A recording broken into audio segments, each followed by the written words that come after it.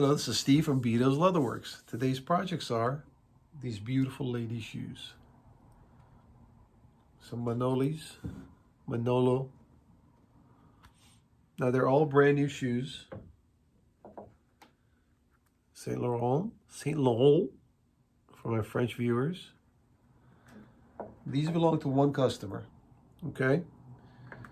What we're gonna do is we're gonna add a thin rubber sole on the bottom we call sole guards or sole protectors. People call it different things. Basically, when this is worn out, this is a thin leather piece sole. It's not a bad sole, but when it gets wet, it wears out, and it doesn't last as long as the thin rubbers do. So basically what we're gonna do, we're gonna scuff up this sole here, add a thin rubber protection, trim the edges, and on the suede ones, we're going to spray them with a water repellent. And basically that's going to add a little bit of life to it. And the trick behind this job is that you can't put too thick of a sole because it's going to look clunky, and you don't want to lose that nice thin trim edge right there. So what we'll do is we'll thin the rubber out around the edges a little bit to give it that thin profile. Now what most people do, they'll put the soles in a straight line. Sometimes I do that too. I think on this one we're going to give it a little bit of a curve just to kind of add a little flair to it. Now these jobs, each pair was $80. My sole guards, they start at $80 and up depending on what shape the boots or the shoes are in. So these would be $80 for thin rubber sole guards. All right, so let's get started. And we just start with a piece of paper that's a pattern. Now the trick is with these, where to place the soles at. When you put the shoe down on a counter and you look at it this view, you're not supposed to see the rubber sole. So right where it starts curving, you do it. Now basically here, this is just a piece of paper that we're going to make a pattern out of. The easiest way to do that is basically run your finger right along the edge of the sole. You see that mark right there? That's where you cut it off. Now some people they'll take a sandpaper and then they'll just sand that off like that, and that'll give them that mark. But with delicate shoes like this, you don't want to take a chance on doing that. So, all right, let's continue.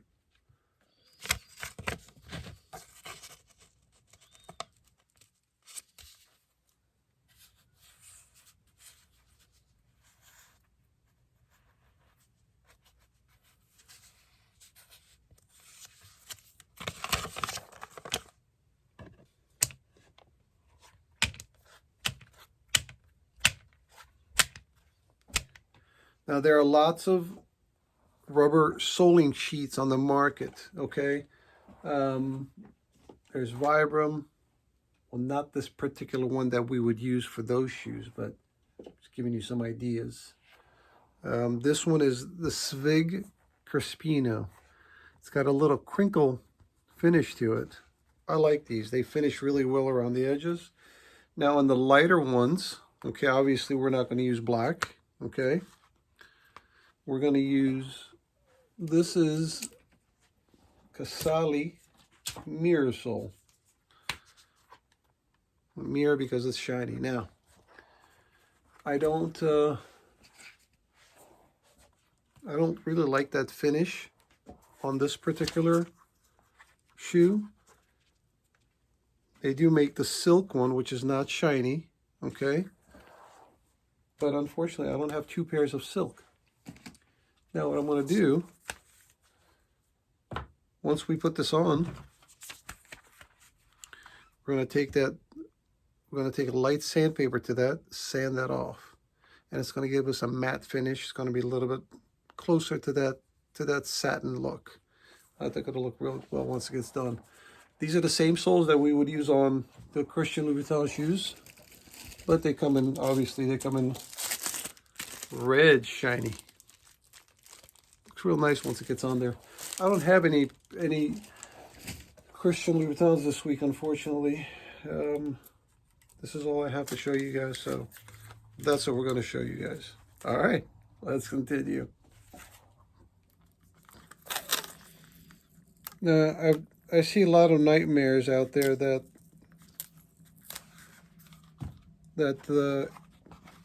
when they're putting the soles on, when they're trimming it, they scratch the uppers and do some damage.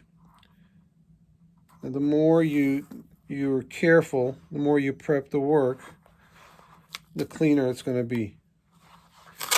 Yeah, it's going to take a little longer to get things prepped, but hey, you don't want to end up buying a pair of shoes, especially shoes of this caliber, if you damage something. That's not an option. Have I done that? Yes, I have. Unfortunately, things do happen at times, and you learn by your mistakes. It's a very costly mistake, but nevertheless, you learn from your mistakes. It wasn't really my doing, but it was something that it came from my business, so I had to be responsible for it. So yeah, it happens. So we prep the edges here with some tape. This is just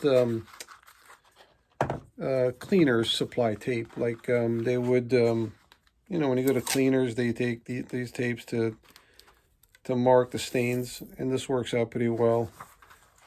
It's got a little bit of elasticity, a little bit, not much, or you can go around the corners and sharp edges. Just got to be cautious, that's all, Take your time and do it right. Don't mess something up. And if you do, own it and resolve it. Let's hope that doesn't happen. Well, not with these. I'm not going to jinx myself. These are beautiful shoes, man. I mean, wow. Customer has some good taste in shoes, I got to tell you that. Then we're going to put tape at the shank also before we cut it. And I'll show you guys that also. All right, let's continue.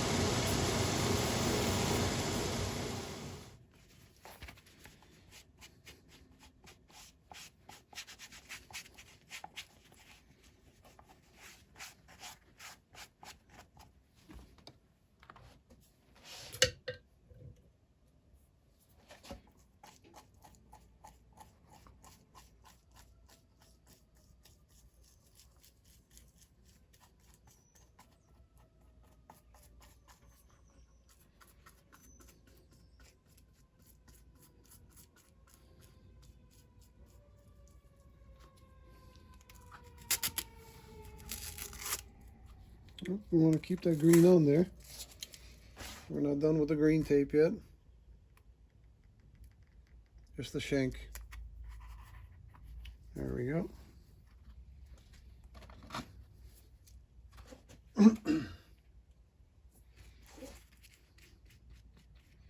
We'll let this dry for about 15 minutes.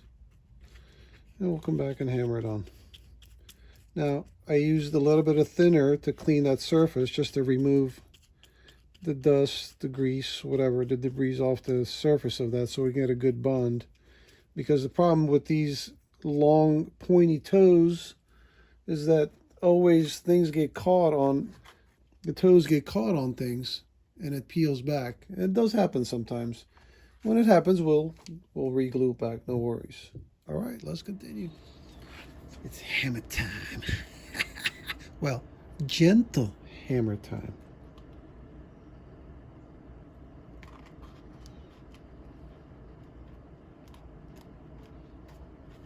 Make sure we line that seam up pretty well, because it should be nice and flawless from the leather to the rubber. Sometimes people just smack it on there and without prepping everything, anything. The green tape came off of this one. I'm going to reapply it before I sand the edges.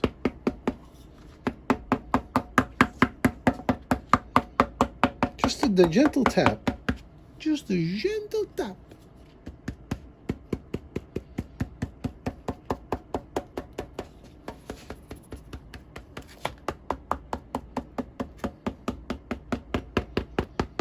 Beautiful.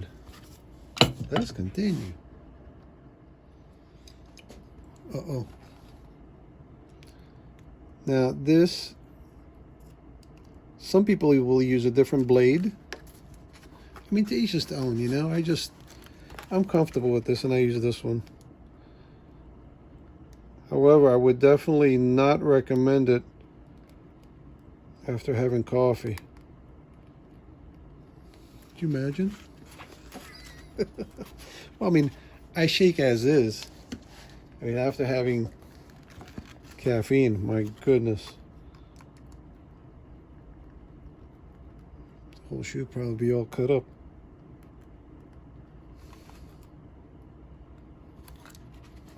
It's gotta be slow and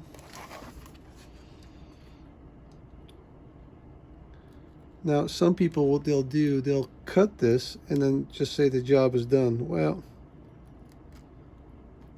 I don't agree with that, but again, to each his own.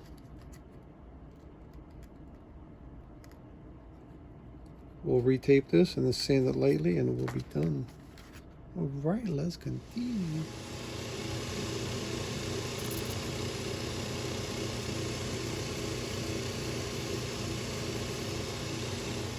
We'll give you guys a little more hammer time. I mean, not much hammer time going on in this segment, unfortunately. I mean, it is what it is, you know? All right, hammer time. Mini hammer. No. Light hammer time. What do we call it?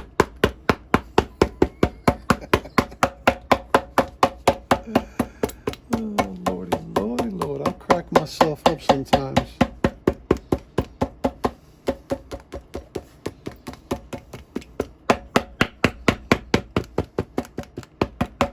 Cool. Let's continue.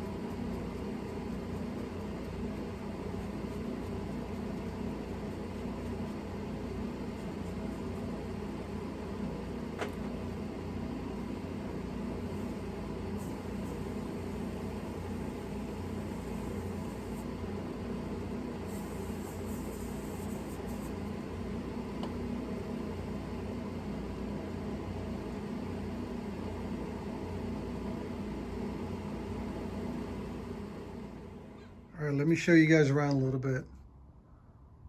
My elves, my dad's pictures,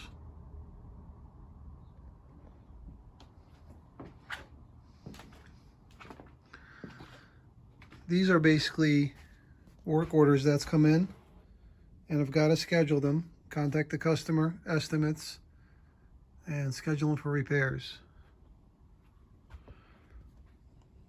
These came in not too long ago. We've got to schedule those along with those. These are work that needs to get done, about 3 weeks worth. This is my sewing station here, little workbench over there.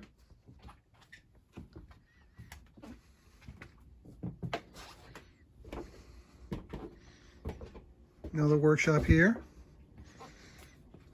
These are all the work that needs to get done. I know it looks like it's a big piled up mess, but everything has its order.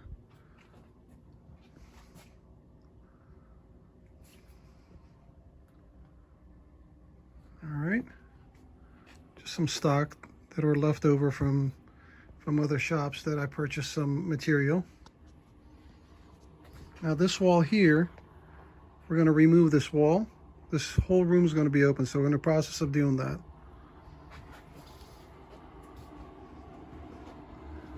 This is where we do shoes.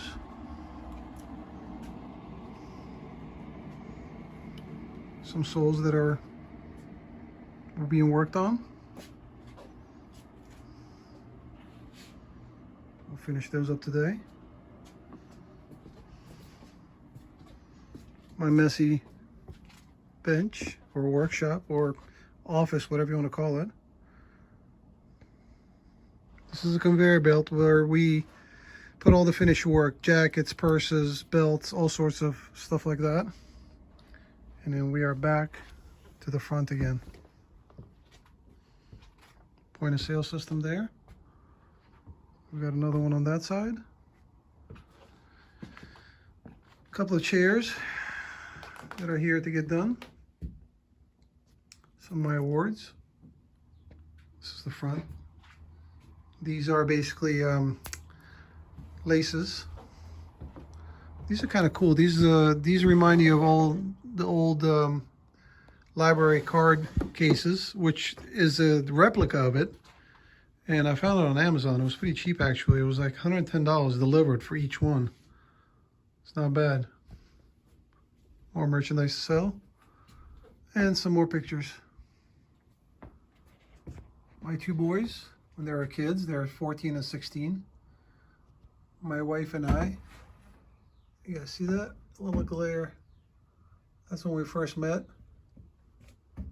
Mom and Dad. My grandparents. My great-grandparents. It's my father. My father. And my father, right? That one right there. Got an old singer right here. Just for display. Actually, I got two of them.